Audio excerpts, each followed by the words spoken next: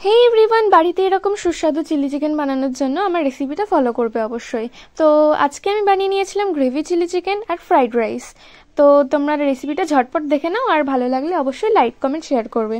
তো প্রথমে রাইস আর চিলি চিকেনের জন্য আমি সবজিগুলো কেটে নেব। এখানে আমার মা সবজিগুলো কেটে দিচ্ছে, আর ক্যাপসিকাম 2 রকমভাবে কাটতে হবে। আর এদিকে কাজু কিশমিশটা আমি জলে ভিজিয়ে দিয়েছি। আর ফ্রাইড রাইসের জন্য চালটা আমি লবণ আর গোটা গরম মশলার মধ্যে ভিজিয়ে রেখেছি। আর এদিকে কেটে রাখা গাজরকে আর ক্যাপসিকামকে আমি একে একে ভেজে নেব ভালো করে। আর ভিজিয়ে রাখা কাজু কিশমিশকে হালকা ভেজে নিতে হবে, বেশি কড়া করে ভাজলে হবে না।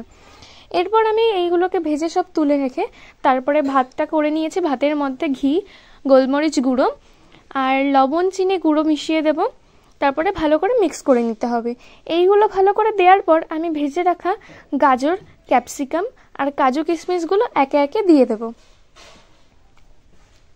পরিমাণ মতো এইগুলো তোমরা দিয়ে দেবে। দিয়ে দেওয়ার পর ভালো করে মিক্স করে নেবে।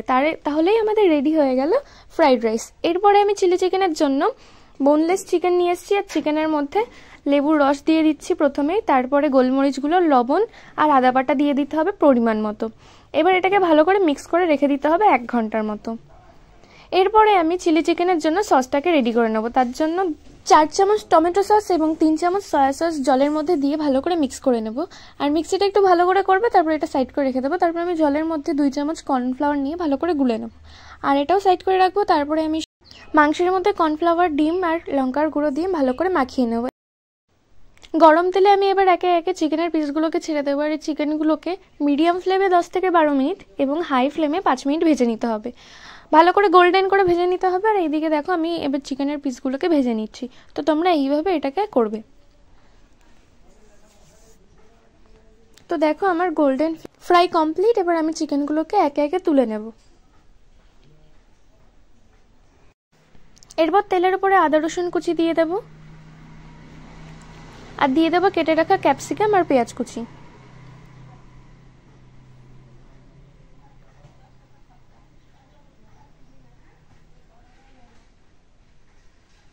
এগুলোকে হালকা করে নেড়ে নিয়ে তারপরে আমি দিয়ে দেবো কাঁচা লঙ্কা, মাঝখান থেকে চিড়ে রাখা কাঁচা লঙ্কা।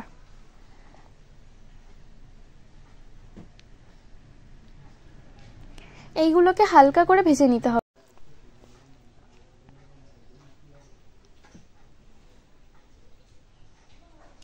তো দেখো এগুলো প্রায় গোল্ডেন ফ্রাই হয়ে গেছে। এরপরে আমি মিক্স করে রাখা সসটা দিয়ে দিয়েছি।